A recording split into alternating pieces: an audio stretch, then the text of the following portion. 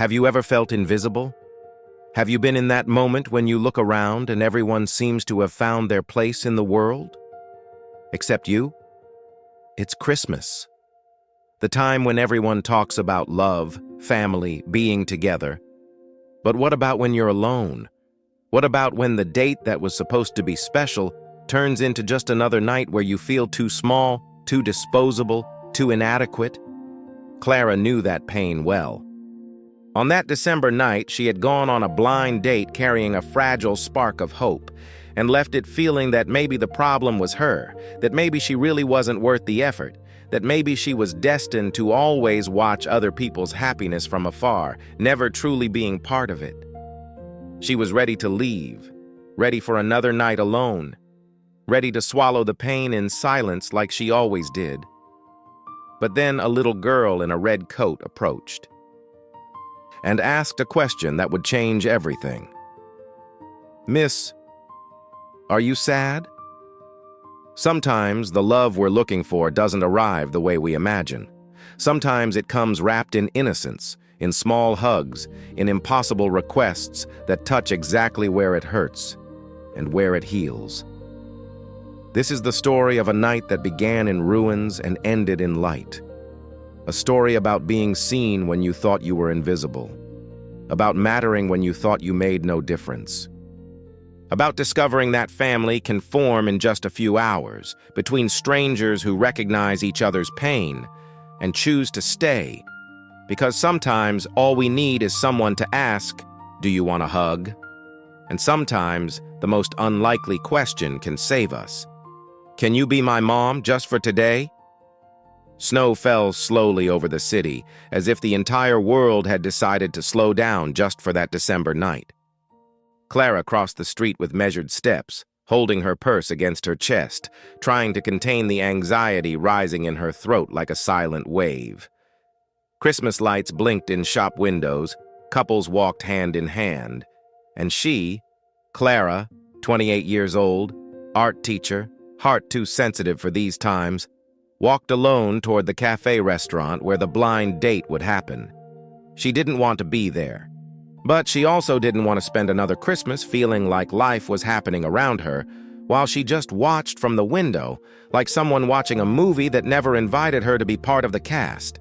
Her friend Helena had insisted so much, saying that Marcelo was different, that he was mature, that it would be the perfect Christmas surprise, and Clara, tired of saying no to life, had accepted, even with that tightness in her chest that came whenever she allowed herself to expect something. The restaurant was full of human warmth, of laughter echoing between tables, of people who seemed to have found their place in the world.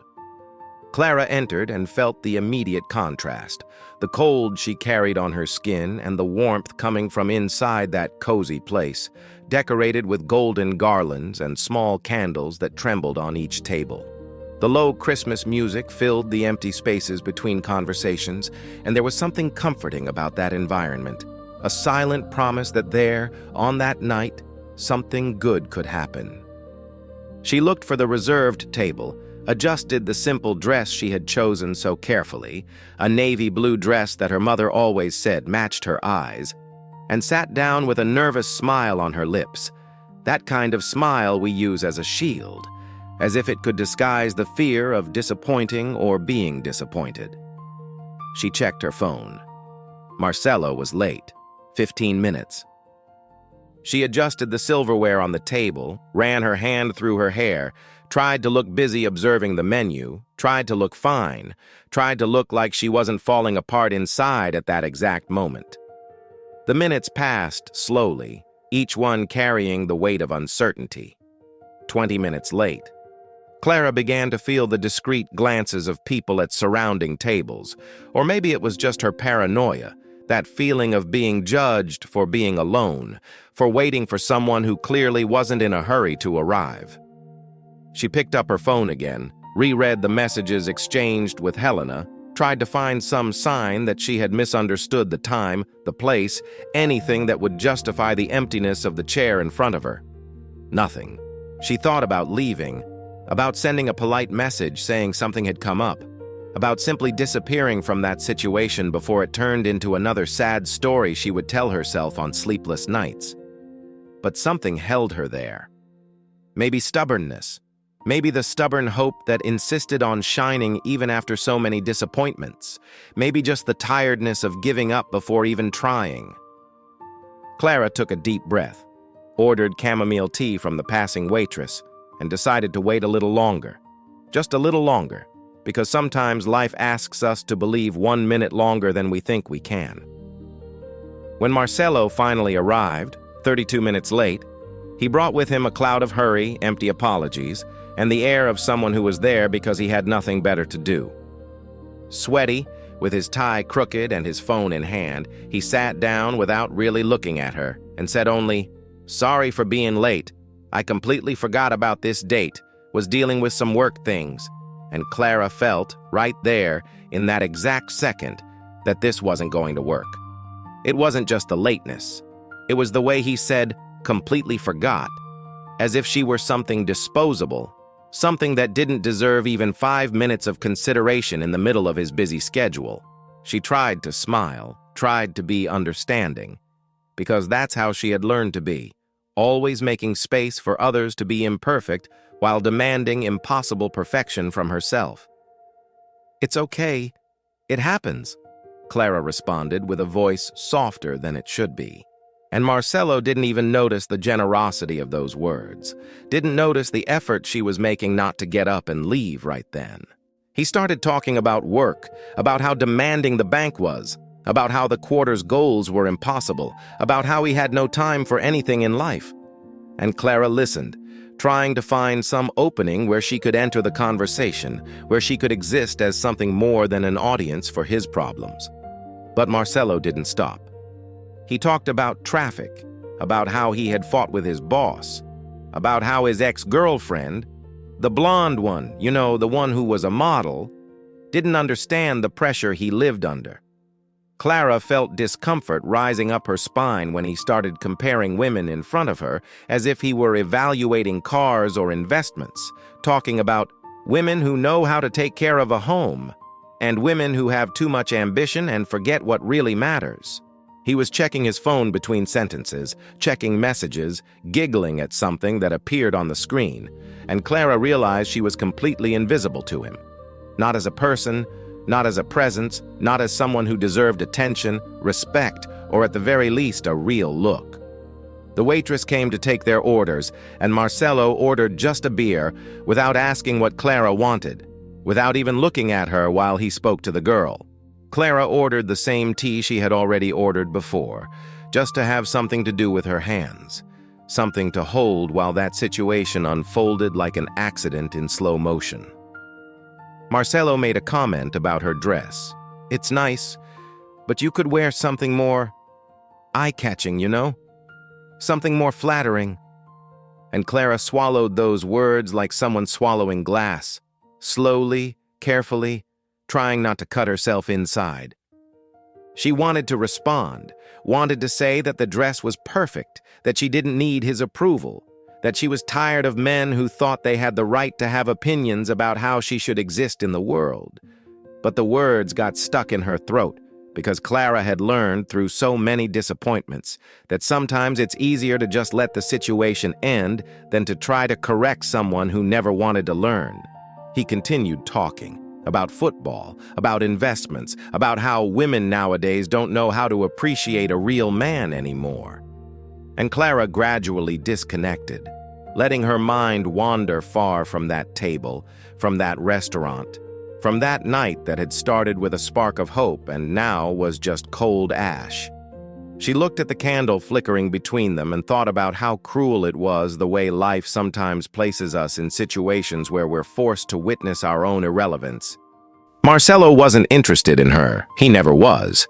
He was there fulfilling protocol, maybe to be able to say he tried, maybe to have a funny story to tell his friends about another failed date, maybe just because he had nothing better to do on a December night. And Clara, too sensitive, too empathetic, too tired, stayed there listening because she didn't know how to leave without seeming rude, without seeming dramatic, without seeming like That type of difficult woman that men always complained about. When he finally decided he had talked enough, or maybe when he realized that Clara wasn't going to laugh at his bad jokes, wasn't going to agree with his absurd opinions, wasn't going to be the enthusiastic audience he expected, Marcelo looked at his watch with a theatrical sigh and said, "Look, you seem nice, but I'm going to be honest. You're not my type. I like women who are more domestic, you know? Who know how to cook, who take care of the house, who don't just talk about art and those things." Clara felt each word like a slap, not because of the rejection itself, because deep down she already knew, had felt it from the moment he sat down, but because of the casual cruelty with which he threw it in her face, as if he were doing her a favor, as if he were being honest, when in reality he was just being cruel. He called the waitress, paid only for his own beer, stood up without ceremony, and tossed into the air a Merry Christmas that sounded like a bad joke, like an insult wrapped in gift paper. Clara stayed there, alone, with the candle trembling on the table, and the noise of the world continuing as if nothing had happened, as if she hadn't just been discarded like something worthless, as if Christmas night hadn't just turned into another wound she would have to learn to heal alone. Clara stayed still, eyes fixed on the candle dancing on the table, trying to find something, anything, where she could anchor what she was feeling in that moment. The restaurant continued full of life, of animated conversations, of laughter that seemed to come from another universe, one where people knew exactly how to belong. She squeezed the napkin between her fingers, twisting the fabric as if she could squeeze out all the pain rising from her chest, all the loneliness that insisted on screaming inside her, even when the world around celebrated connection, love, hope. It wasn't just about Marcelo. It never was. It was about all the times she tried, all the times she opened up, all the times she believed that maybe, just maybe, someone would truly see her, and ended up invisible again, as if she were too easy to discard, as if she wasn't worth the effort to stay. Clara took a deep breath, feeling the air enter and leave her lungs in a rhythm that seemed out of sync with the rest of her body, as if even breathing was tired of continuing. The waitress passed by the table, and Clara forced a smile, one of those we learn to use when we don't want others to notice we're falling apart. "Is everything okay? Can I bring you anything else?" the girl asked with genuine kindness, with that kind of care that makes you want to cry precisely because someone noticed, someone cared, someone offered warmth when everything inside felt frozen. Clara just nodded because she knew that if she tried to speak, her voice would betray her, would crack, would let escape everything she was holding with so much force. And she couldn't break down there, not in that crowded restaurant, not in front of strangers who had their own happy lives to live. "I'm fine, thank you," she managed to murmur, and the waitress smiled with understanding. That kind of smile that says, "I know you're not fine, but I'll respect your choice not to talk about it," and moved on to another table, leaving Clara alone again with her noisy thoughts. She looked around and saw couples sharing desserts, families gathered celebrating another Christmas together, children laughing while waiting for dinner with that sweet impatience that only childhood allows. There was a couple at the next table. He was gently running his finger across her face, while they talked softly, in a private language that only they understood. And Clara felt a pang of something she couldn't name. It wasn't exactly envy. It was more like nostalgia for something she never had, a longing for a future that never came. She found herself thinking about what it would be like to have someone who looked at her that way, with that casual tenderness, with that silent certainty that being together was exactly where both wanted to be. But then she remembered Marcelo's look, cold, distant, evaluating, and felt the weight of reality falling on her like heavy snow. Maybe she wasn't the type of person who inspired that kind of love. Maybe there was something about her that pushed people away before they even got truly close. Clara picked up her phone and opened the messages. There was one from Helena, sent half an hour earlier. "So, how's it going? He's a hottie, right?" She froze her fingers over the keyboard, not knowing what to answer. How to explain to someone that the date had been a disaster without sounding dramatic? How to say that she felt small, invisible, inadequate, without seeming like she was exaggerating? Helena was a dear friend, but she lived in a world where dates worked out, where men called back, where love seemed simple and natural like breathing. Clara typed, "It didn't work out, but I'm okay," and deleted it. Typed, "He wasn't my type," and deleted it again. In the end, she locked her phone without answering anything, because sometimes silence is the only honest answer we have to give when words can't reach the depth of what we're feeling. Christmas, with all its golden light and promises of warmth, only intensified the feeling of being alone, of being on the margins of something that everyone else seemed to touch so easily. Clara had always loved Christmas, loved the lights, the smells of cinnamon and pine, the way people seemed a little kinder, a little more willing to smile at strangers on the street.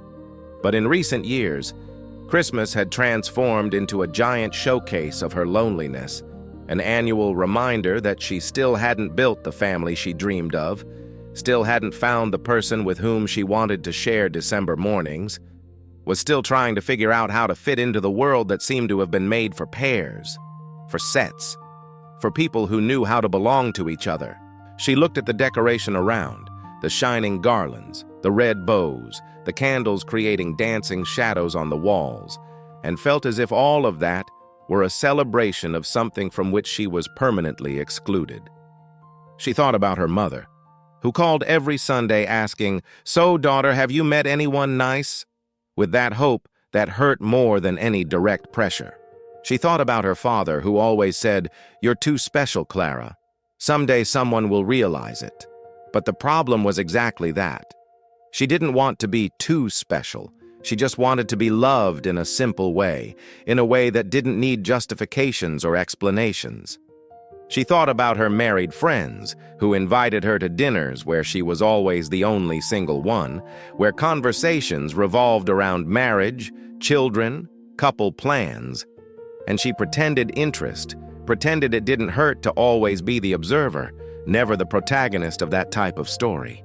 Clara knew she was grateful for the life she had, for the job she loved, for the students who filled her afternoons with color and creativity, for the freedom to be who she was without having to mold herself to someone else's desires.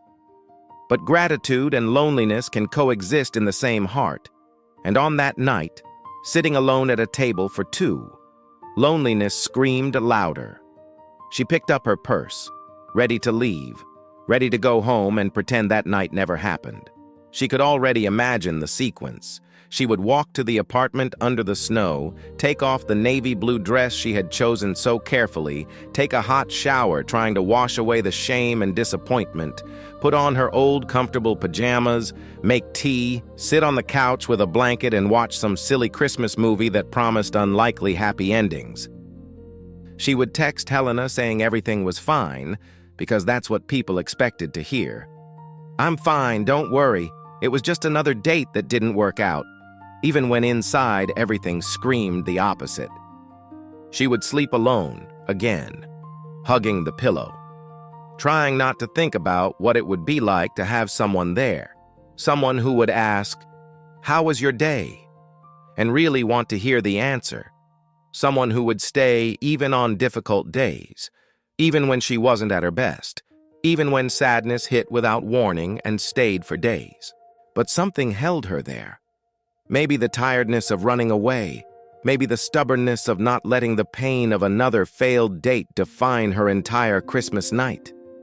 Or maybe it was something smaller and more human.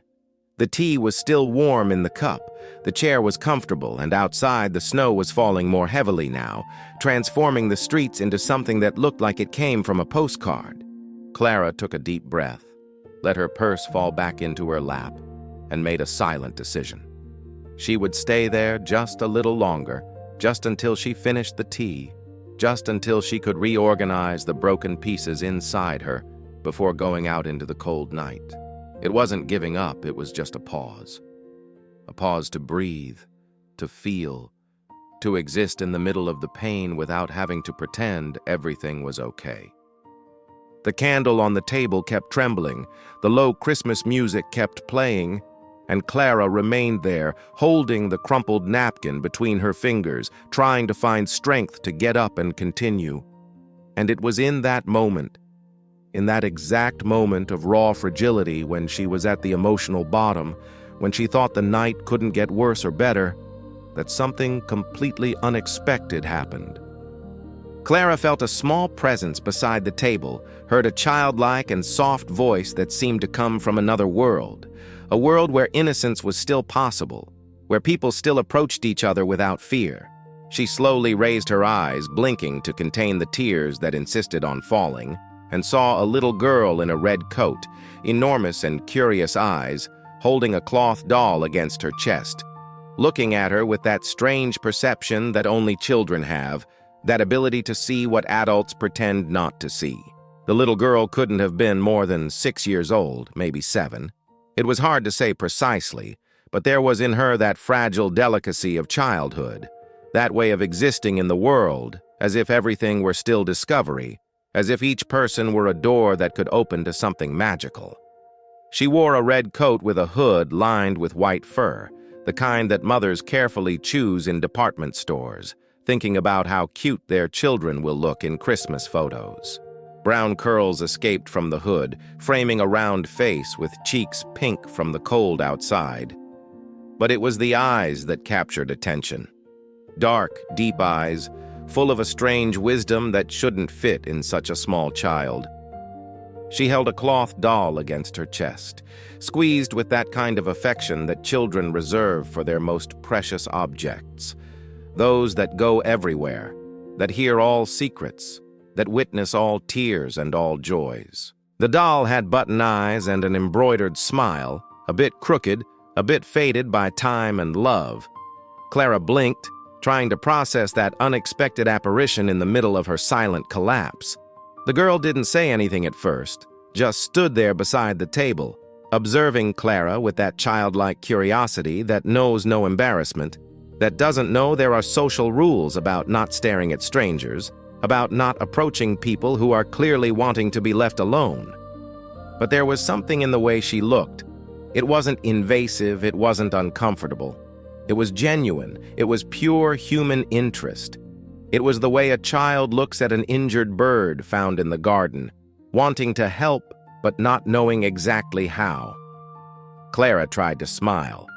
In that automatic way we smile when we want to reassure children, when we want to say, "Everything's okay, you can go on your way." But the smile came out trembling, weak, and she realized she wasn't fooling anyone, especially not a child who seemed to see through the masks that adults wear. "Miss," the girl finally said, with that soft and slightly shy voice that well-mannered children have when talking to strangers, "are you sad?" The question fell in the air like breaking crystal, simple, direct, impossible to ignore. Clara felt her heart tighten in her chest, felt the tears she had held back so hard threaten to overflow again. Because yes, she was sad. She was devastated. She was tired. She was exhausted from trying and failing, from opening her heart and being rejected, from believing and being disappointed. But how to explain that to a child? How to say that the world is sometimes cruel to people who feel too much, who expect too much, who believe too much?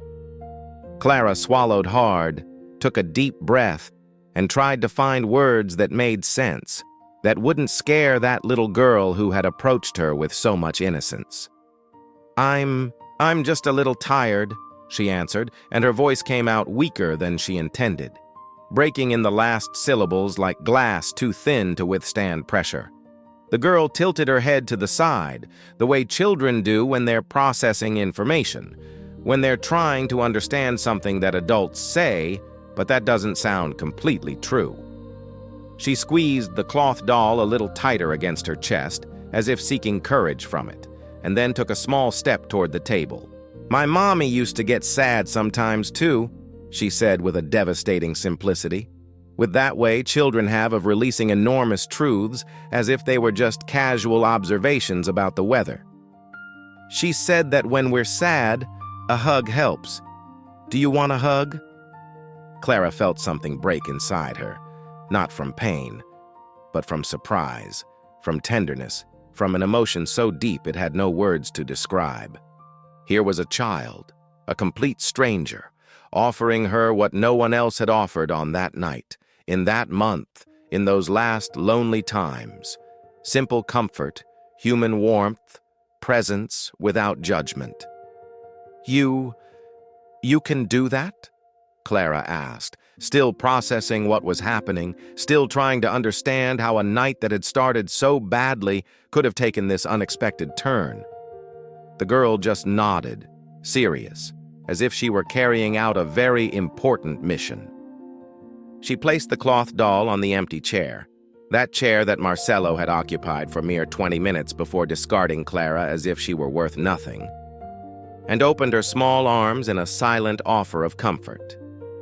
Clara looked around quickly, looking for the girl's parents, looking for some responsible adult who could explain that surreal situation. But the restaurant remained full and noisy, and no one seemed to have noticed that small scene unfolding in the corner. She hesitated for a second. Was it appropriate? Should she accept? But then decided that on that night, after everything she had been through, she deserved to accept a gesture of kindness, even if it came from an unexpected source. Clara leaned forward a bit, still sitting in the chair, and the girl hugged her with that surprising strength that children have, that way of hugging with their whole body, without reservations, without fear of being vulnerable. The small arms circled Clara's neck, and she felt the warmth of that small body, smelled the strawberry shampoo and fresh snow that came from the girl's curls, felt the soft breathing against her shoulder. And then finally, after holding on for so long, after being strong all night, after swallowing every humiliation and every pain with silent dignity, Clara let the tears fall. They weren't dramatic tears. They weren't loud sobs that would draw attention. They were just silent tears that ran down her face, wetting the girl's red coat, releasing a bit of the pressure that had accumulated in her chest. And the girl didn't get scared, didn't pull away, just held the hug with that infinite patience that sometimes only children can have, as if she instinctively knew that Clara needed that moment, that space to be fragile without being judged. They stayed like that for a few seconds that seemed suspended in time. The restaurant continued noisy around them, people continued laughing and talking, the Christmas music continued playing, but there, at that table illuminated by a flickering candle, there existed a bubble of silence, of connection, of pure and simple humanity. When the girl finally pulled away, she looked at Clara with those big, serious eyes and passed her small hand across Clara's face, wiping away a tear that was still falling. "There," she said with simple satisfaction, like someone who had just completed an important task. "Now you're already better." And the most surprising thing is that Clara really did feel a little better. Not healed, not transformed, but a little lighter, as if that small hug had removed at least one layer of the weight she was carrying. "What's your name?" Clara asked, her voice still a bit hoarse, but finally managing to smile for real, a small but genuine smile that reached her eyes. The girl smiled back, revealing two front teeth that were a bit bigger than the others, giving her an even more adorable air. "Lily," she answered. "My name is Lily. And this one," she picked up the cloth doll from the chair and presented it with all seriousness, "is Mr. Button. He also wanted to meet you because he's very good at making people feel better." Clara felt a genuine laugh rising in her throat, the first laugh of the night, maybe the first laugh in days, and extended her hand to formally greet Mr. Button. "Very nice to meet you, Mr. Button," she said with all the seriousness the situation required, gently shaking the doll's cloth paw. Lily smiled even more, clearly satisfied that Clara was taking Mr. Button seriously. "Lily, sweetheart, you can't go around hugging people like that." The voice came from behind the girl, masculine, soft but carrying a tone of paternal concern. Clara raised her eyes and saw a man approaching, tall, maybe early 30s, with dark hair a bit messy and eyes that carried that mix of tiredness and tenderness that parents of small children always have. He wore a navy blue sweater and carried a folded coat on his arm, and there was in him a calm presence, a gentle energy that contrasted completely with the cold arrogance that Marcelo had brought to that same table half an hour before. He arrived close and placed his hand on Lily's shoulder with delicacy, half laughing, half worried, half not knowing exactly how to handle the situation he had found. He looked at Clara and their eyes met, and in that second Clara saw something that surprised her. It wasn't judgment, it wasn't discomfort. It was understanding. It was empathy. It was the silent recognition that something had happened there. Something small but significant. The man stood still for a moment, clearly trying to assess the situation. His daughter hugging a stranger, tears still shining on Clara's face. The cloth doll sitting on the empty chair as if it were a guest at the table. There was in him a careful hesitation, that kind of caution that parents develop when they need to protect their children, but without being rude to strangers who haven't done anything wrong. He crouched down to Lily's height, placing his hands on her small shoulders with a tenderness that was impossible not to notice, and said softly, "Sweetheart, we've already talked about this. You can't go around hugging people we don't know. What if the lady didn't want a hug? What if you made her uncomfortable?" But he spoke without anger, without that harshness that some parents use when they want to reprimand in public. It was a gentle correction, full of love, the kind that teaches without humiliating.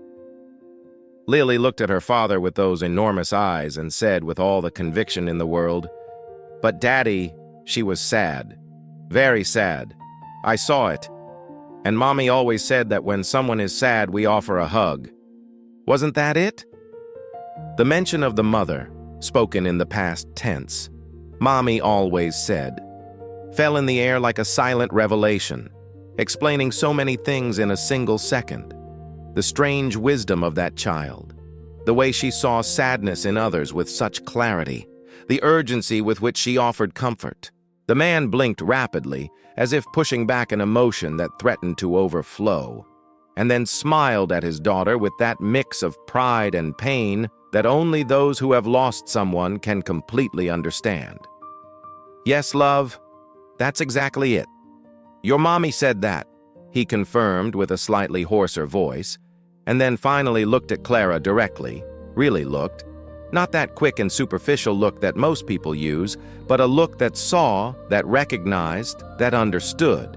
"I'm so sorry about this," he said, standing up and extending his hand to Clara in a formal but gentle gesture.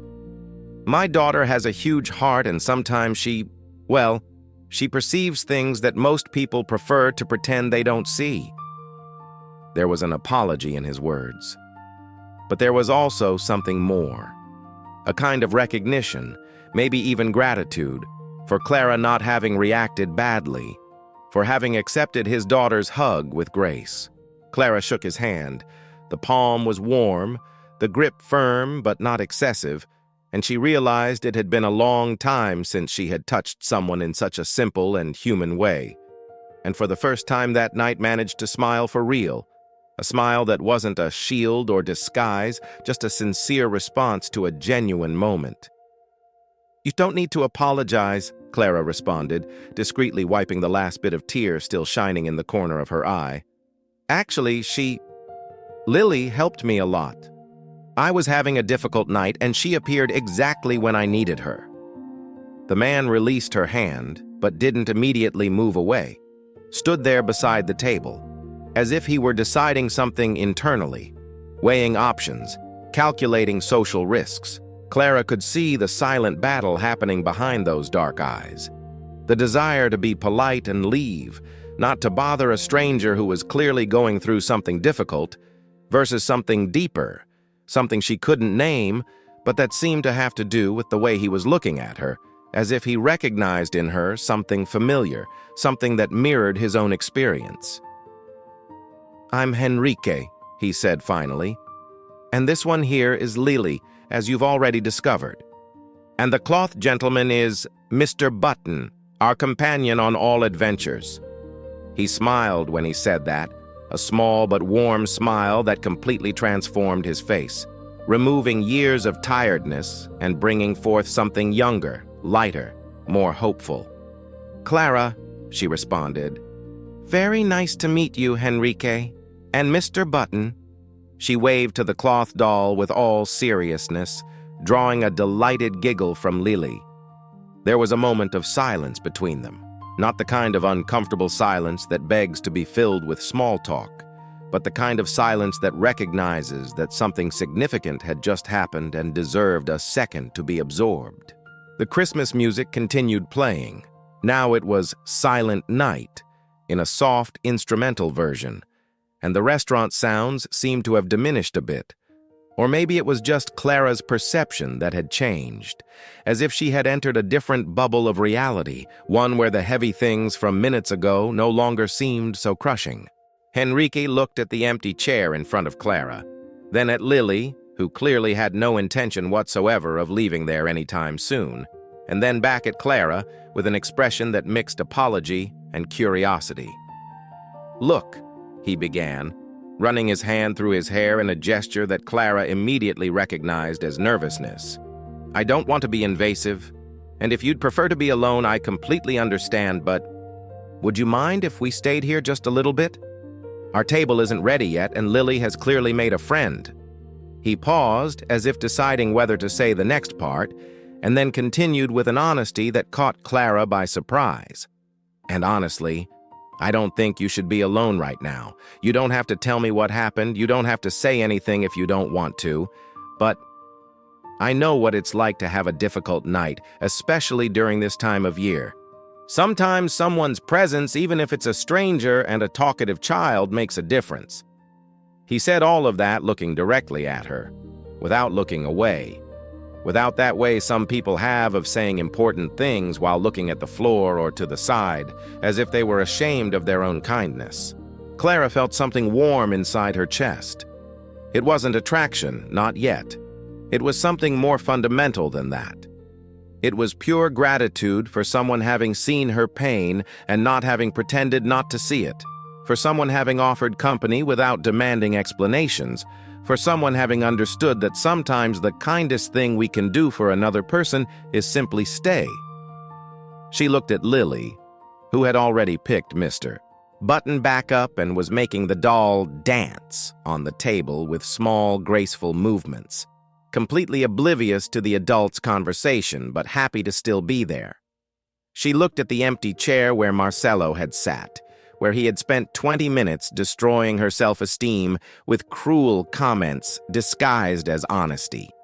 She looked at the candle that continued flickering, at the tea that was cooling in the cup, at her own hands that had finally stopped trembling. And then she looked back at Henrique, at that man who was a complete stranger, but who somehow had offered more human warmth in 2 minutes than Marcelo had offered all night, and made a decision that surprised herself. "I would love the company," Clara said, and her voice came out firmer now, more present, as if the simple act of accepting help had returned a bit of the strength she thought she had lost. "Actually, it would be great not to be alone right now." She gestured to the empty chair, that chair that had carried so much rejection minutes ago, but that now could mean something completely different, something new, something she couldn't yet name, but felt like a small spark of hope lighting up in the middle of the ashes of the terrible night. Henrique smiled, a genuine smile, one of those that reaches the eyes and creates little wrinkles in the corners, one of those that makes the person look younger and more alive, and pulled out the chair, sitting down carefully as if he were conscious that he was entering a sacred space, a fragile moment that needed to be treated with delicacy. Lily vibrated with happiness at the adult's silent approval and immediately climbed onto the chair beside her father, placing Mr. Button standing on the table between them as if the doll were an official member of that unlikely meeting. "Daddy, can we order hot chocolate? Please? And one for Clara, too?" She said Clara's name as if they were old friends, with that immediate familiarity that children have, without the barriers and formalities that adults build. Henrique laughed softly and waved to the passing waitress, ordering 3 hot chocolates with a kindness that made the girl smile. Clara observed the interaction, the way he spoke with politeness but without being distant, how he thanked with sincerity, how he had that calm presence that made people around feel at ease. It was so different from Marcelo, so completely opposite in every gesture, every word, every intention. "SOSB continuar," Henrique said after the waitress moved away, folding his hands on the table and looking at Clara with genuine interest. "Do you come here often?"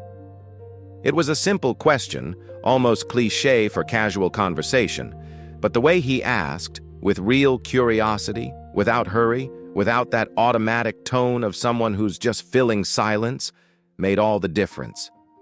Clara shook her head, a small smile playing on her lips. "No, actually it's my first time. I came for a date. That didn't go very well." She laughed a little, a laugh without humor but also without bitterness. Just factual acceptance that yes, the night had been a disaster, but maybe the disaster was starting to transform into something else. Henrique nodded, understanding, and didn't ask invasive questions, didn't ask for details, didn't offer unsolicited advice or ready-made phrases about there being someone better out there. He just said, "I'm sorry, dates are complicated." "And you too?" Clara asked, more to take the focus off herself than for any other reason, but also because she was genuinely curious about that father and daughter who had appeared in her life in the most unexpected way possible. "Do you come here often?" Henrique looked at Lily, who was busy making Mr. Button talk with the salt shaker, and his face softened in a way that made Clara's heart squeeze a little. "We come once a month," he explained. "Always to the same restaurant, always around the same time of the month. It's our tradition, right, Lily?" The girl nodded vigorously, without taking her eyes off the important negotiation that Mr. Button was having with the salt shaker. "Mommy liked it here," Lily said casually, still focused on the game. "She said the hot chocolate here was magical.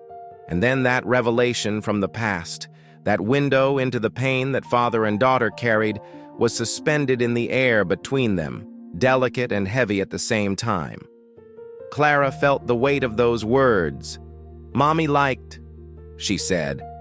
And suddenly, so many things made sense. The strange wisdom of Lily, the way she saw sadness in others with such clarity, the way Henrique carried that deep tiredness in his eyes even when he smiled. They had lost someone. Not long ago, Clara intuited, because the pain was still too fresh, still bleeding at the edges of each word pronounced in the past tense. She didn't know what to say. All the ready-made phrases that people use in moments like this seemed inadequate, too small for the immensity of that loss. So she did the only thing that seemed right. She said nothing. She just extended her hand across the table and lightly touched Henrique's arm, a brief but genuine touch that said, "I saw, I heard, I understand you're carrying something heavy and I'm not going to pretend I didn't notice." He looked at her hand, then at her face, and his eyes shone for a second with something that could be gratitude or contained emotion, maybe both. "It's been a year and a half," Henrique said softly, answering the question that Clara hadn't asked, but that hung in the air anyway. "A car accident. She was coming back from work and, well, it was fast. At least that's what they told me, that she didn't suffer." He spoke that with a controlled voice, almost neutral, like someone who had told this story so many times that he'd developed a way to say it without completely falling apart. But Clara could see the struggle happening beneath the surface. The clenched jaw, the way he swallowed hard before continuing, how his fingers drummed nervously on the table. Lily was very attached to her mother. Still is, in a way. She talks about Marina as if she were still here, just somewhere else. I think it's her way of processing everything. He looked at his daughter with a tenderness so deep that Clara felt her eyes burn again, but this time they weren't tears of her own pain. They were tears of empathy, of recognition of another's pain, of admiration for the way that man continued being a father even when his own world had collapsed. The waitress arrived with the 3 hot chocolates, each one crowned with generous whipped cream and a sprinkle of cinnamon on top. Lily clapped her little hands with joy and immediately picked up her mug with both hands, blowing the hot liquid carefully before taking a small sip that left a white whipped cream mustache above her lip. "Magical!" she declared with all seriousness. "It's exactly like Mommy said." Henrique smiled at her, that kind of smile that hurts because it's half joy and half longing, and then picked up his own mug, more to have something to do with his hands than because he really wanted to drink right then. Clara wrapped her hands around her mug, feeling the warmth spread through her fingers that were still cold from the night outside, and took a sip. The chocolate was rich, creamy, with that touch of vanilla and cinnamon that transformed a simple drink into something special. "It's delicious," she said sincerely. "I think your mom was right, Lily. There really is a bit of magic here." Lily smiled radiantly at the confirmation, and then, with that ability children have to change subjects without warning, to jump from heavy emotions to simple joy without effort, she asked, "Clara, do you know how to draw?" The question caught Clara by surprise, but in a good way, pulling her back to lighter, safer territory. "Yes, I know how to draw. Actually, I teach art to children your age." Lily's eyes widened as if Clara had just revealed having superpowers. "Really? You're a teacher? Of drawing?" The animation in her voice was contagious, and Clara found herself laughing for real, a sound she hadn't expected to produce that night, a sound that felt strange but good, like muscles that hadn't been used in a long time finally moving again. "Yes, for real. I teach drawing, painting, sculpture, everything that involves making art." Henrique watched the interaction with a soft smile, clearly relieved to see his daughter animated, clearly grateful that Clara was being so kind and patient with her. "Can you teach me to draw, Mr. Button?" Lily asked with those enormous eyes full of hope, holding the cloth doll in the air as if it were the most important model in the world. Clara looked at Enrique, seeking silent permission, and he just nodded, amused. "Of course I can," Clara answered, and then did something that surprised even herself. She asked the passing waitress if she could have paper and a pen. The girl came back a few minutes later with an empty order pad and a blue pen, and Clara tore off a sheet and placed it in the middle of the table. "Come here, I'll show you." Lily knelt on the chair, leaning over the table with absolute concentration, and Clara began to draw. First the simple outline of the doll, then the button eyes, the crooked embroidered smile, the cloth arms and legs. She explained each line, each detail, using that soft and encouraging voice she used with her students, and Lily absorbed everything with attention that children rarely demonstrate. Henrique watched the two of them, and there was something in his expression that Clara couldn't completely decipher. It wasn't just gratitude for her entertaining his daughter, it was something deeper, more personal. It was as if he were seeing something he hadn't seen in a long time, something he had lost and thought he would never find again. "You're very good with children," he said softly, almost to himself. But Clara heard. She looked at him over the drawing, and their eyes met again. And in that moment, Clara felt something move inside her. It wasn't the romantic spark that movies and books promise. It wasn't love at first sight or destiny whispering in ears. It was something more subtle but equally powerful. It was connection. It was mutual recognition. It was the perception that sometimes two people meet at the right moment for the right reasons, even if they don't yet know what that means. "I love what I do," Clara answered simply. "I love seeing children create, express themselves, discover they're capable of making something beautiful with their own hands. When the drawing of Mr. Button was finished, Lily held the sheet like it was a precious treasure, comparing the drawing with the real doll, turning her head from side to side like a small art critic evaluating the accuracy of the representation.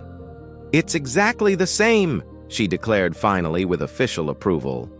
"Mr. Button loved it." She folded the paper carefully and placed it in her red coat pocket, as if she were going to keep it forever.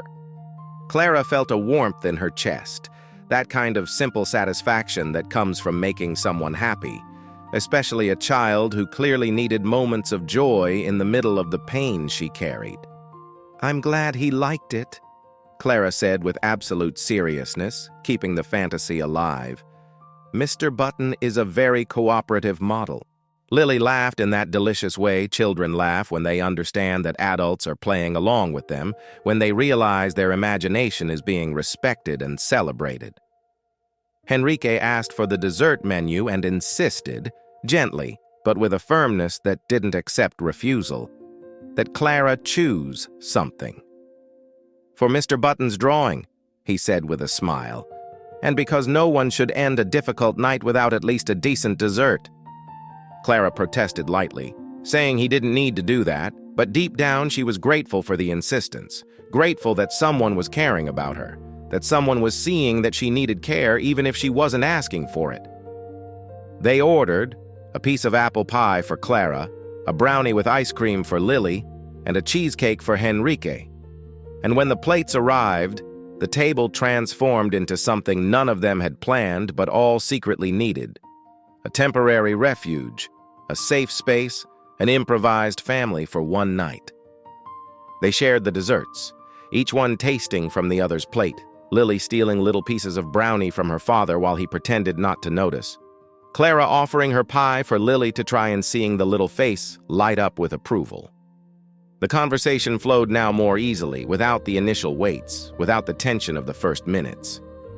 Henrique talked about his work as an architect, about how he had reduced his hours at the office to spend more time with Lily, about how he was trying to be both father and mother at the same time and not always succeeding.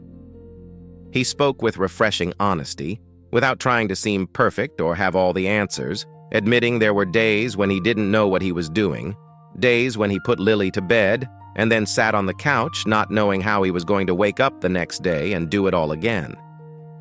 Clara listened with genuine attention, not offering unsolicited advice or ready-made phrases about being strong or time healing everything. She just listened, just was present, and sometimes that was exactly what someone needed.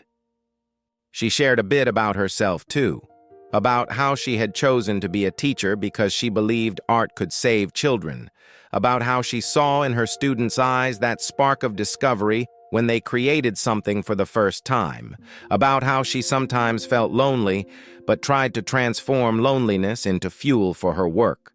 Lily, with her mouth dirty with chocolate and her eyes beginning to get heavy from the tiredness of the long day, snuggled against her father and said sleepily, "Daddy, I like Clara.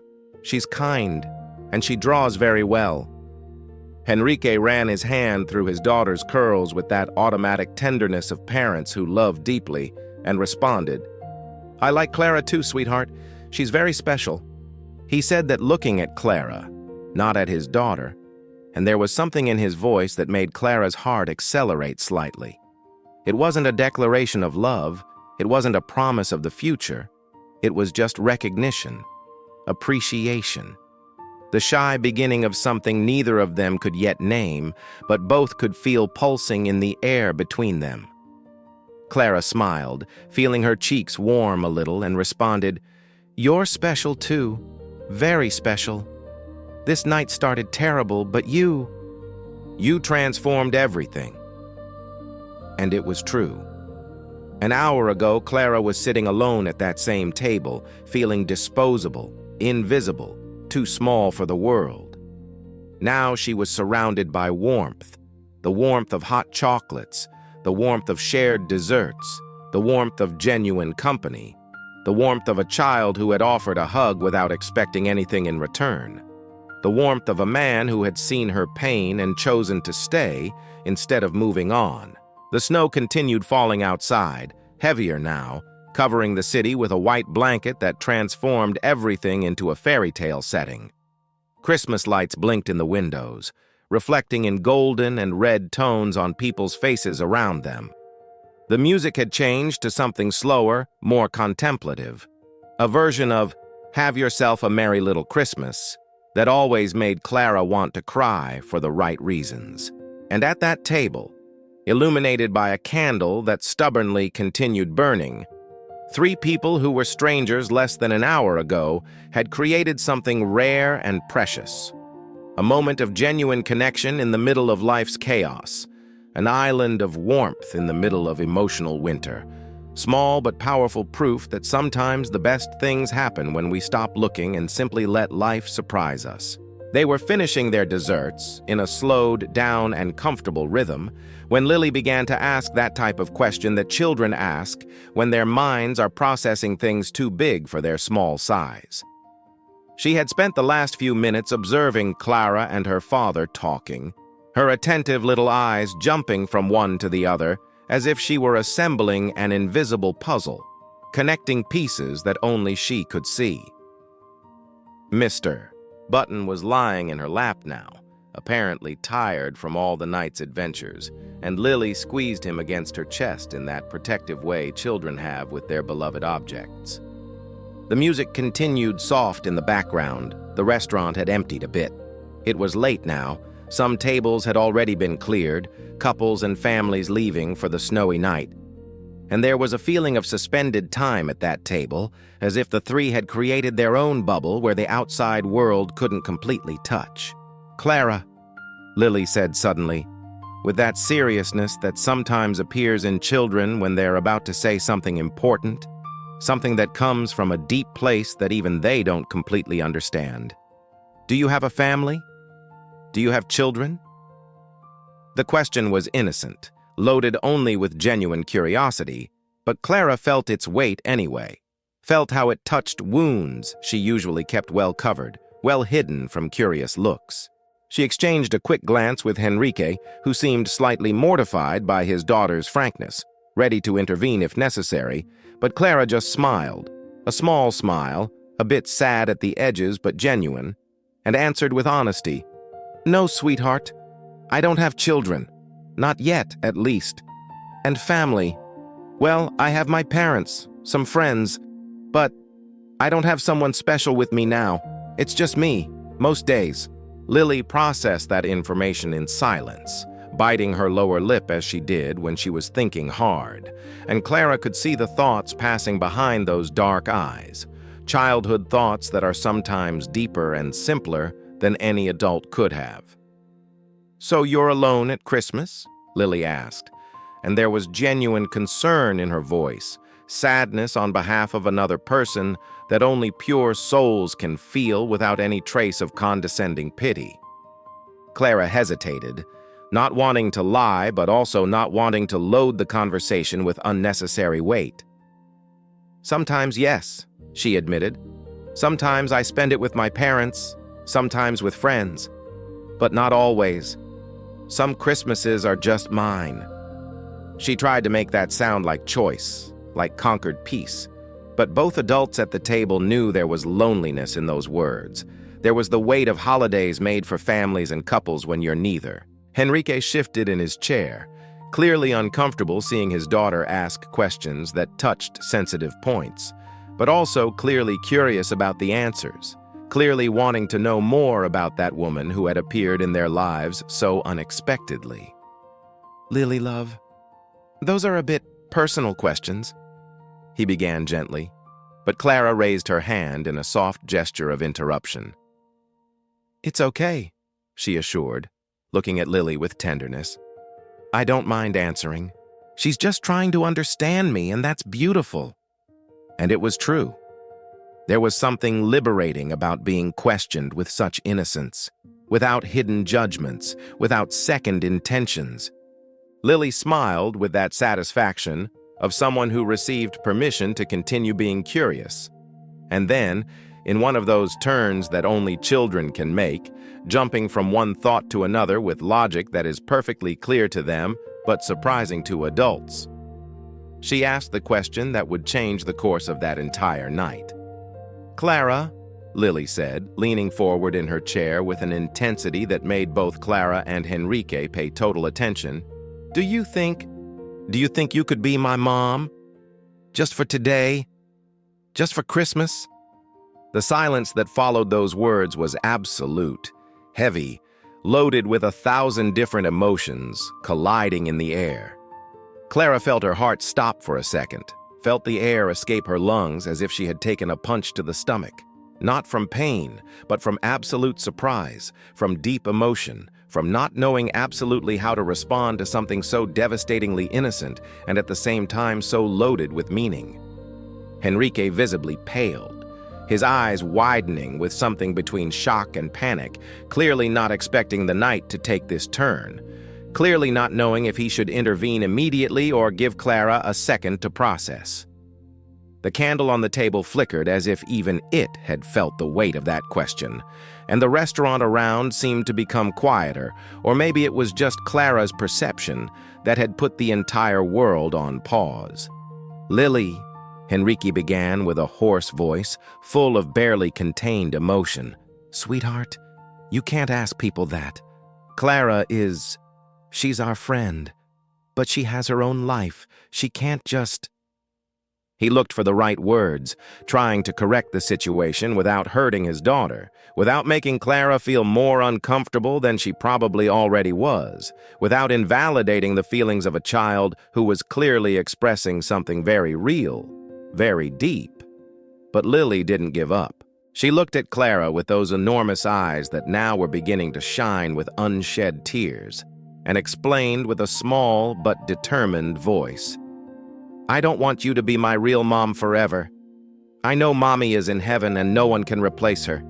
But just for today, just so we can have a complete family for Christmas, just once, please." Clara felt her own tears threaten to overflow again, but this time they were tears of a completely different emotion. They weren't from her own pain, from rejection, from loneliness. They were tears from being seen, from being chosen, from someone, even if it was a 6-year-old child. Having looked at her and thought, I want you here. You make a difference." It was the purest validation Clara had received in a long time, proof that yes, she mattered. Yes, her presence made a difference in someone's life. Yes, she had value that went beyond being the right type, or domestic enough, or any other absurd metric that people use to judge whether she deserved love. She looked at Henrique, seeking silent guidance, and saw in him something that surprised her. It wasn't anger or discomfort. It wasn't desperation to get his daughter out of that embarrassing situation. It was raw emotion. It was recognition. It was gratitude mixed with sadness. It was the expression of a man who knew exactly what his daughter was feeling, because he also felt it, also wanted it, also carried that hole of absence that no amount of paternal love could completely fill. "Henrique," Clara said softly, discreetly wiping a tear that escaped from the corner of her eye. I don't know what to say. I don't want to cause any problems. I don't want to confuse Lily or make promises I can't keep, but..." She stopped, looking for the right words, trying to navigate that delicate moment with the honor and respect it deserved. "But if it's okay with you, if you think it won't be harmful to her, I would be honored to be that person for today, to give that to her, if that's what she really wants." She looked back at Lily, who now was holding her breath with obvious hope stamped on her face, and Clara felt her heart expand in a way she didn't know was possible. Felt a tenderness so deep for that child she barely knew, but who somehow had already found a permanent place inside her. "But only if your daddy agrees," Clara added, returning the final decision to Henrique, respecting his position as father, as protector, as the person who knew Lily better than any stranger ever could. Henrique closed his eyes for a long moment, and Clara could see the battle happening inside him. The desire to protect his daughter from more pain, from more disappointments, from getting attached to people who could disappear as easily as her mother had disappeared, versus the deep desire to give her a moment of joy, of completeness, of pretending for a few hours that the world was like it used to be, that families could be built even if temporarily, that Christmas could be magical even in the middle of loss. When he opened his eyes again, there were tears there too, shining but not falling, contained by pure willpower. He looked at his daughter with a tenderness that broke and mended Clara's heart at the same time, and then looked at Clara with total vulnerability, without masks, without defenses. "Are you sure?" he asked, and there was so much loaded in that simple question. "Are you sure you want to enter our pain? Are you sure you won't regret it? Are you sure you won't disappear when the night ends and leave an even bigger hole?" "I'm sure," Clara answered without hesitation, and realized with surprise that it was absolute truth. Yes, this was strange. Yes, it was unexpected. Yes, she had met these two people less than 2 hours ago and now was agreeing to participate in something deeply intimate and significant. But sometimes life doesn't follow normal scripts. Sometimes the most important connections happen in the most unlikely moments. Sometimes you simply know, deep down, where logic doesn't reach, that you're doing the right thing, that you're where you should be, that bizarre and beautiful and completely unexpected moment is exactly what all the people involved needed without knowing they needed. "I'm sure," she repeated, this time looking directly at Lily. "It would be an honor to be your borrowed mom for today, Lily. It would be an honor to be part of your family, even if just for one night." Lily let out a little shriek of joy that made several heads in the restaurant turn, but she didn't care one bit. She practically jumped from her chair and ran to Clara's side, hugging her with full force, with that intensity that children put into everything they do when they're truly happy. "Thank you, thank you, thank you," she sang against Clara's neck, and her breath smelled like chocolate and pure happiness. Clara hugged back, squeezing that small body against her chest, feeling the girl's heart beating fast against hers, and thought about how strange and wonderful it was that a night that had started with so much rejection and pain was now full of this kind of unconditional acceptance, this kind of simple love that asked nothing more than presence. Enrique watched the two with an expression that was impossible to describe. Pride in his daughter, gratitude for Clara, sadness for the absence that moment highlighted, and something more that he probably wasn't ready to name yet, something that had to do with hope, with possibility, with the scary but exciting feeling that maybe, just maybe, life still held good surprises. When Lily finally let go and returned to her chair, she was radiant, transformed, as if an invisible weight had been lifted from her small shoulders. She held Clara's hand across the table and her father's hand with the other, creating a chain, a closed circle of three people who an hour ago were strangers and now were something completely different. Not exactly family, not in the conventional sense, but something equally valid, equally real. "Now we're complete," Lily declared with absolute satisfaction. "Now we can have a real Christmas." And in that moment, with the snow falling outside and the Christmas lights blinking in the windows and the soft music cradling that unlikely scene, Clara looked at that father and daughter who had appeared out of nowhere to transform her worst night into something inexplicably beautiful, and thought that maybe Lily was right. Maybe they really were complete, at least for that night, at least in that precious and fragile moment that none of them would ever forget. The decision that the night shouldn't end there was silent but unanimous. No one explicitly said, "Let's continue together," but when Enrique paid the bill and helped Lily put on her red coat, and when Clara automatically picked up her purse and waited for them instead of saying goodbye and going her own way, it became clear that that unlikely connection had grown roots too deep to be cut so abruptly. They left the restaurant together, all three, and the night's cold hit them like a refreshing wave after the cozy warmth inside. The snow continued falling, heavier now, transforming the entire city into a fairy tale setting. The large, perfect flakes danced in the air under the golden light of the street lamps, covering cars and sidewalks with a white blanket that muffled sounds and created that feeling of suspended world, of stopped time, of possible magic. Lily immediately released the hands of both adults and ran a few steps ahead, spinning with her arms open to the sky, trying to catch snowflakes on her tongue with that pure joy that only children can extract from simple things. Mr. Button was secure under her arm, protected from the cold, and her crystalline laughter echoed in the silent street, breaking the night's quietude with the sound of life, of hope, of childhood still managing to be childhood even after so much loss. Clara and Enrique walked side by side a few steps behind, watching the girl with smiles that were half joy and half something more complex, admiration for her resilience, gratitude for that moment of lightness, acute awareness that all of this was temporary, that the night would eventually end, and each would return to their own life, their own loneliness, their own solitary path. "Sorry for all this," Enrique said softly, turning his face to Clara while they walked, their breaths creating small clouds in the cold air. "I know the night took a completely unexpected turn, and you probably weren't planning to spend your Christmas with two traumatized strangers." He laughed a little when he said that, but it was a laugh without real humor, loaded with embarrassment and vulnerability. Clara stopped walking for a second, making Enrique stop too, and turned to face him directly, wanting him to really hear what she was about to say, to really believe it. "Don't apologize," she said with gentle firmness. "Please don't apologize. This night, it started as the worst night I've had in a long time.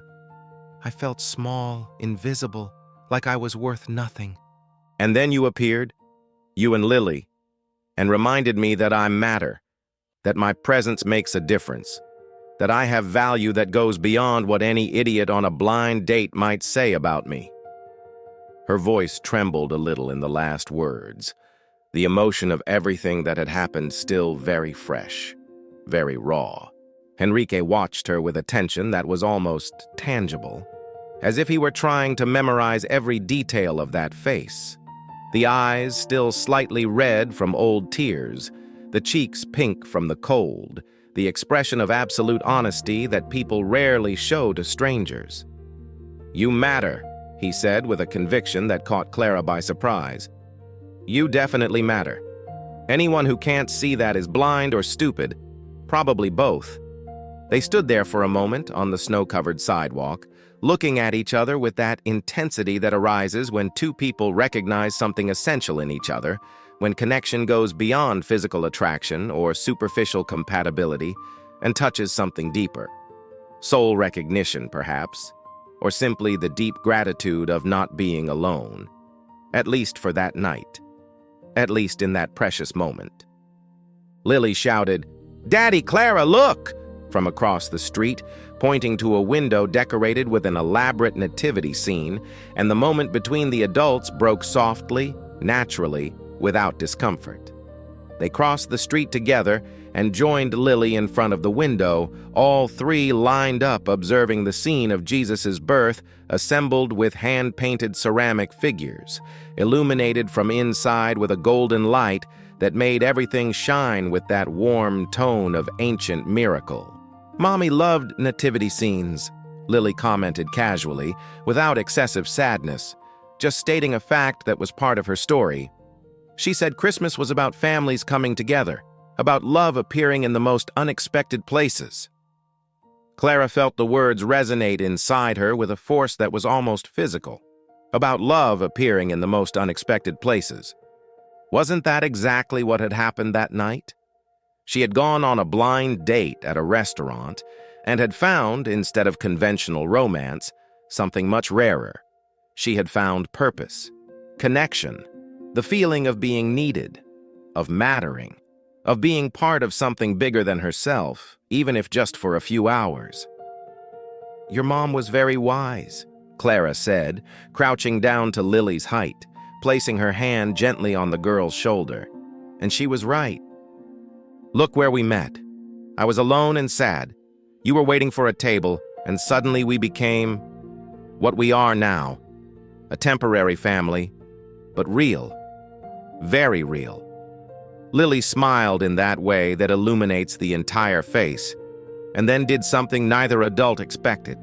She took off the scarf she was wearing, a pink scarf with white polka dots that had clearly been chosen with care, and wrapped it around Clara's neck with careful, almost ceremonial movements. "So you won't feel cold," she explained, "and so you'll remember that now you're part of us, at least for today." Clara felt her throat tighten again with emotion, felt how that simple gesture from a child carried so much meaning, so much generosity, so much pure love that expected nothing in return. Henrique watched the scene with that expression that had already become familiar during the night. Pride in his daughter mixed with barely contained emotion, admiration for Clara mixed with something he probably still wasn't ready to examine too closely. When Clara stood up, now wearing the pink scarf that smelled slightly of children's shampoo and fresh snow, he took a step closer and said softly, just for her to hear, "Thank you. For everything. For accepting this. For being kind to her. For giving us this night. I know it's bizarre. I know we met like 2 hours ago. But you did something incredible for my daughter today. You gave her something I couldn't give alone, no matter how much I tried." His voice was thick with emotion, and Clara could see he was fighting to maintain composure, not to break down there in front of his daughter, to be strong as he had probably forced himself to be every day since he lost his wife. "You don't need to thank me," Clara answered, briefly touching his arm, a light touch but loaded with understanding. "She also did something incredible for me. You both did. You transformed the worst night into something I'll carry forever, in a good way, in a luminous way."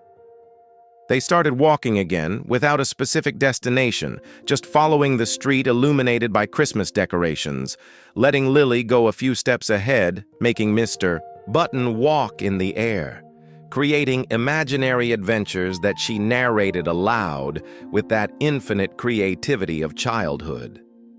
Clara and Henrique walked side by side, sometimes their shoulders briefly touching when the sidewalk became narrower, and there was something deeply comfortable about that proximity, about that way of being together without needing to fill every silence with words, without needing to perform or impress, just existing in the same space with mutual gratitude for the company.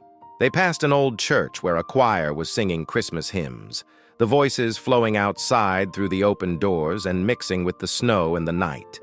They passed a small square where some families had gathered around a community bonfire, roasting marshmallows and laughing, their faces illuminated by the dancing flames.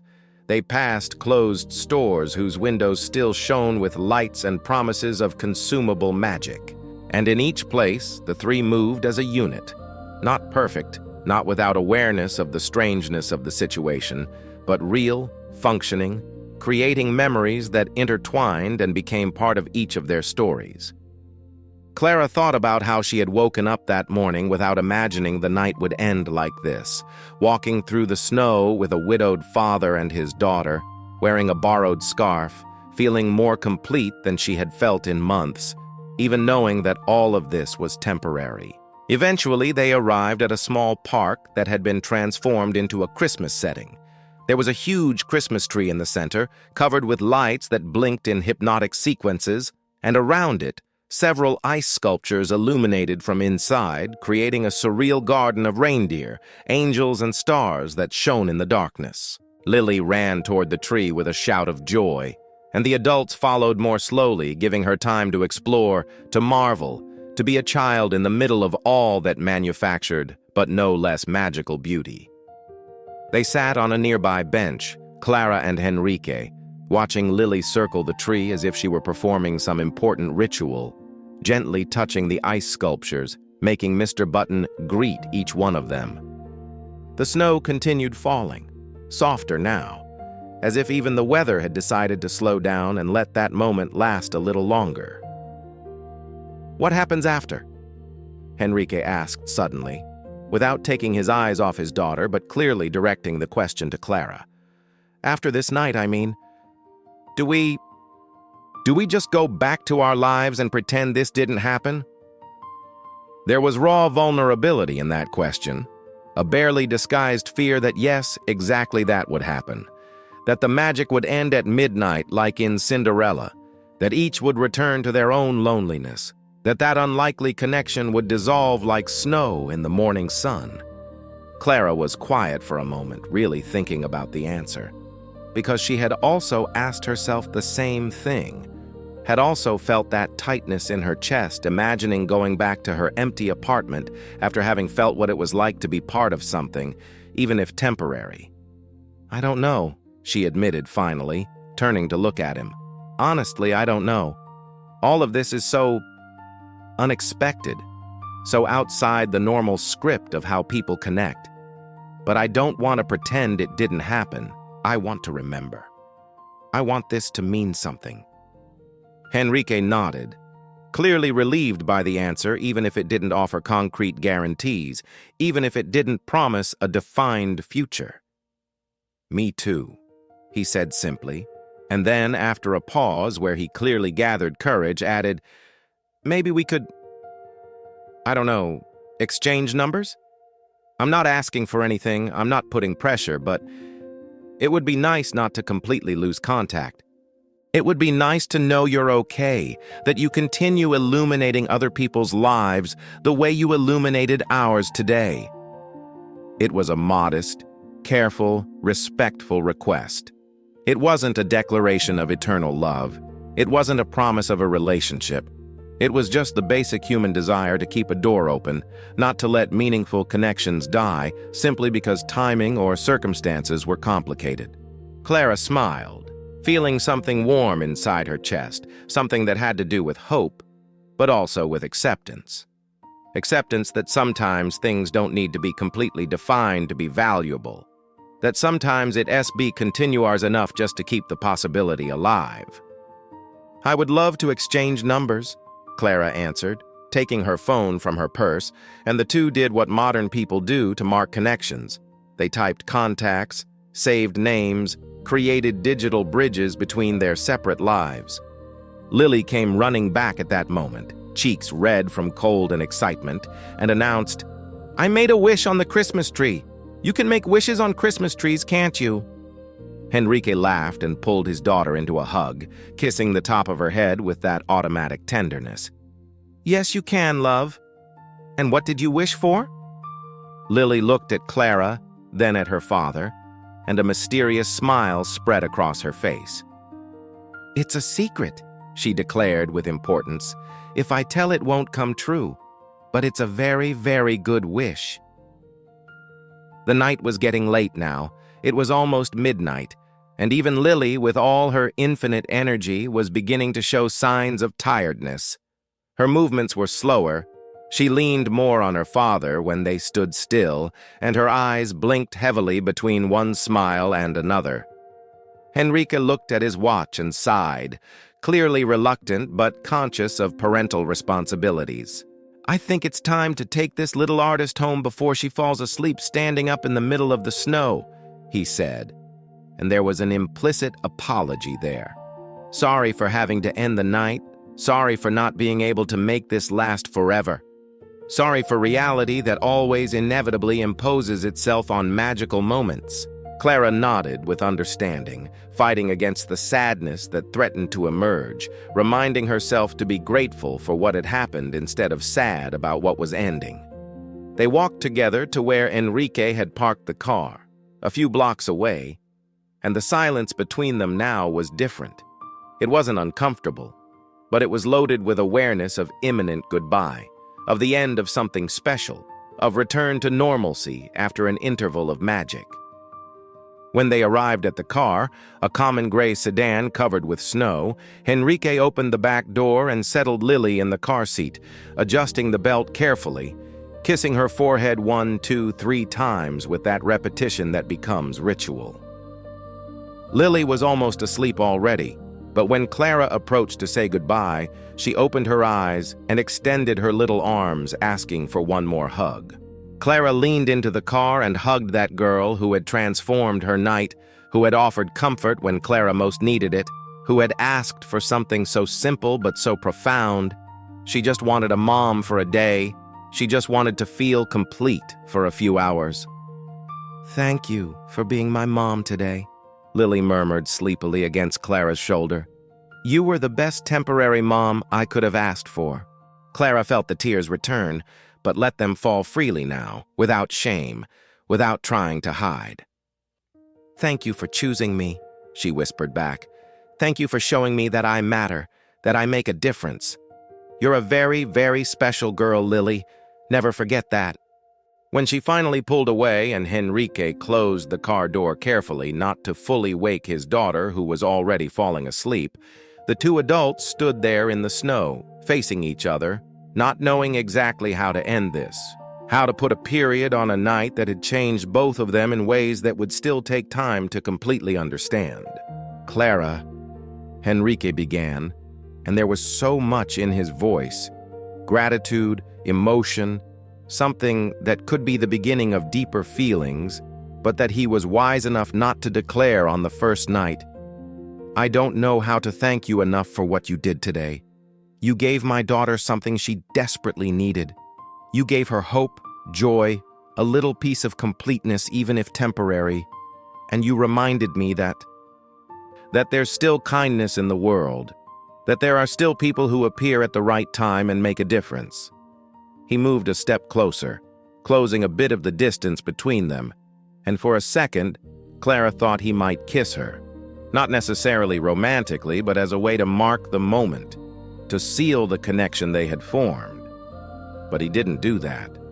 Instead, he opened his arms in a silent offer, and Clara entered that hug with gratitude, feeling his warmth through the winter clothes, feeling his heart beating steady against her ear, feeling how two strangers could, in a few hours, become something significant to each other.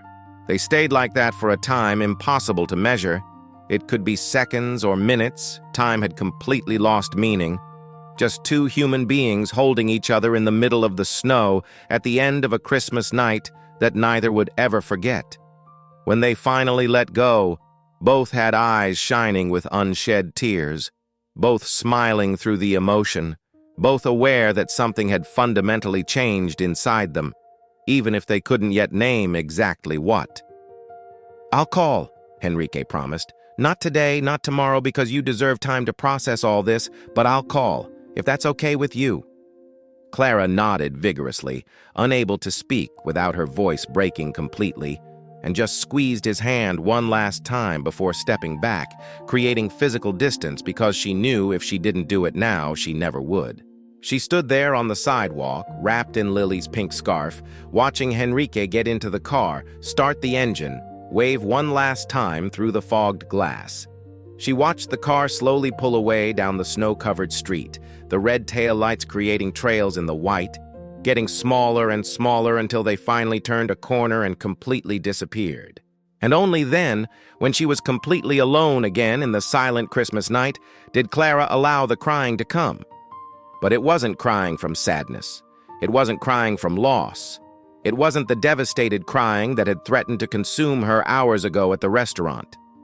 It was crying from relief, from gratitude, from recovered hope, from having been reminded that she mattered, that her presence made a difference, that even on the darkest nights, something luminous could appear when we least expected it. Clara began walking toward her own apartment, her steps leaving deep marks in the fresh snow, and for the first time in a long time, she didn't feel scared about the loneliness that awaited her at home. Because now she knew in a deep and unquestionable way, that connection was possible, that love appeared in the most unexpected places, that family could be built in a few hours between strangers who recognized something essential in each other. She touched the pink scarf around her neck, the soft fabric that smelled like child and hope, and smiled through the tears. The night had started with cruel rejection, with the feeling of being disposable, of not being worth the effort. And it was ending with renewed certainty that yes, she was worth it. Yes, she mattered. Yes, there was a place for her in the world. Maybe not the way she had imagined, maybe not following the conventional script, but real and true and luminous even so. The snow continued falling softly, covering the city with silence and beauty, and somewhere not too far away, a girl slept in the back seat of a gray car, dreaming about the temporary mom she had gained for one night, about the secret wish she had made on the Christmas tree, about the magic that still existed in the world even after so much loss. And somewhere else, a man drove through the night with silent tears running down his face, grateful for the stranger who had appeared and transformed his daughter's Christmas, aware that something had begun that night. Something still fragile, something undefined, but something real, something that shone with possibility, something worth protecting and nurturing and seeing where it could grow. Clara woke up the next morning wrapped in the soft silence of her apartment, and for an instant thought she had dreamed it all. But then her eyes found the pink scarf hanging on the chair beside the bed, the scarf with white polka dots that Lily had placed around her neck with so much ceremony, with so much affection. And she knew that that had been real. Every second had been absolutely, inexplicably real. She got up slowly, wrapped herself in the scarf as if it were a hug, and walked to the window.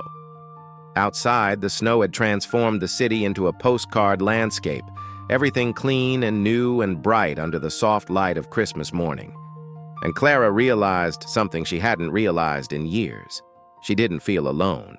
Even being physically alone in the apartment, even not having anywhere to go that morning, she carried inside her the warm certainty that she mattered, that she had made a difference in someone's life, that she had been chosen. Even if temporarily, even if for just one magical and unlikely night. The phone vibrated on the nightstand. A message. Clara's heart accelerated while she picked up the device, and there it was, a photo of Lily still in pajamas, holding Mr. I button in one hand and the drawing Clara had made in the other, smiling in that way that illuminates the entire world. And below, a short message from Henrique. She woke up talking about you. Thank you for yesterday. Thank you for reminding us that magic still exists. Merry Christmas, Clara. Clara held the phone against her chest and let the tears come. But they were completely different tears from the ones she had cried at the restaurant. They were tears of gratitude, of reborn hope, of finally understanding that sometimes life breaks us not to destroy us, but to reconfigure us into something new, something stronger, something capable of recognizing beauty in the most unexpected places. She had gone to that restaurant looking for validation from a stranger who was worth nothing, and had found instead something infinitely more precious. She had found herself reflected in the eyes of a child who had truly seen her, who had recognized in her something valuable, something worthy of love. She thought about Marcelo, about the man who had said she wasn't domestic enough, who had discarded her as if she were nothing, and for the first time felt not anger, but compassion.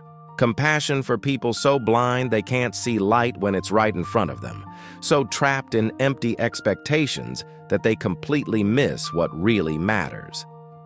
Because Clara now knew, with an unshakable certainty, that the problem had never been her. The problem was trying to fit into molds that were never made for souls that shine differently, that love more deeply, that feel more intensely. The snow continued falling outside, soft and constant, covering the world with a silent promise of new beginnings.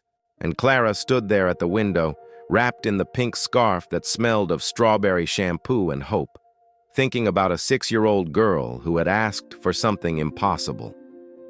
Can you be my mom? Just for today?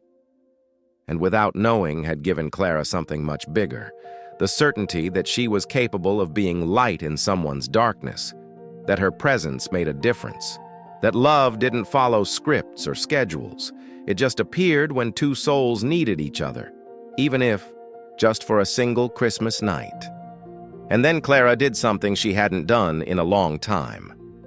She smiled at her own reflection in the window, seeing no longer the woman who felt invisible and inadequate, but someone who had been a temporary mom for one night, who had transformed a child's sadness into joy, who had been hugged by strangers who became significant in a few hours.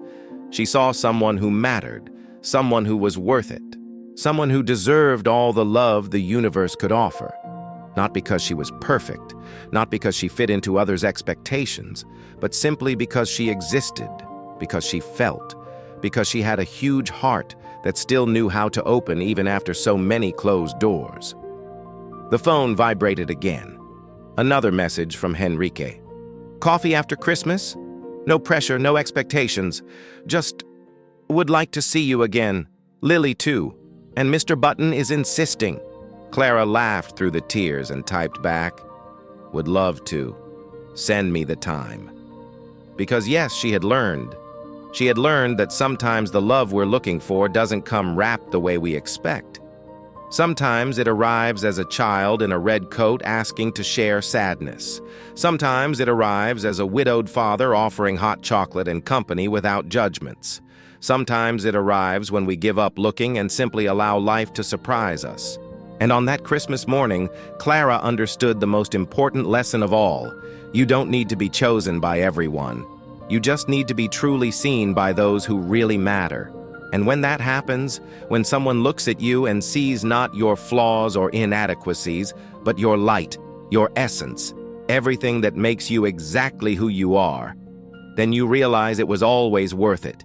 Every tear, every disappointment, every night alone, everything led to that moment of recognition, of connection, of finally belonging. The snow continued transforming the city into white poetry. Christmas lights still blinked in windows, and Clara, wrapped in the pink scarf a girl had given her as a symbol of temporary belonging, felt something she hadn't felt in a long time. She felt at home. Not in the empty apartment, but inside her own skin. At home with herself, at peace with her journey, hopeful about the future, even without knowing exactly what it held. Because sometimes all we need is one magical night to remind us of who we really are, to show us we're not alone, even when we think we are, to teach us that love appears in the most unexpected places, in a crowded restaurant, in a child's hug, in an impossible request that becomes possible simply because two souls decided for one night to be family. And maybe, just maybe, that night was just the beginning. Just the first page of a story that would still be written, one day at a time, one meeting at a time, one courageous choice at a time. Because in the end, that's what life asks of us, that we be brave enough to show up, to try, to believe that magic still exists, even after so much disillusionment. And when we do that, when we allow ourselves to be vulnerable, to be seen, to be loved the way we are, then magic happens. Not the way of fairy tales, but the way of real life. Imperfect. Unexpected. Luminous. If this story touched something inside you, if you've ever felt invisible and need to remember that you matter, leave your like and subscribe to the channel. Turn on notifications because here at Ctrl plus Love, each story is a hug. A reminder that you're not alone, that your pain is seen, that love still exists in the most unlikely places. In the comments, tell me, have you ever experienced a moment when a stranger completely changed your night? A small gesture that meant everything? I want to read your story. And remember, you matter. Your presence makes a difference. And somewhere, someone is waiting to find you exactly as you are. See you in the next story. Until then, keep believing in magic. Ctrl plus Love. Stories that hug, heal, and remind us that no one is alone.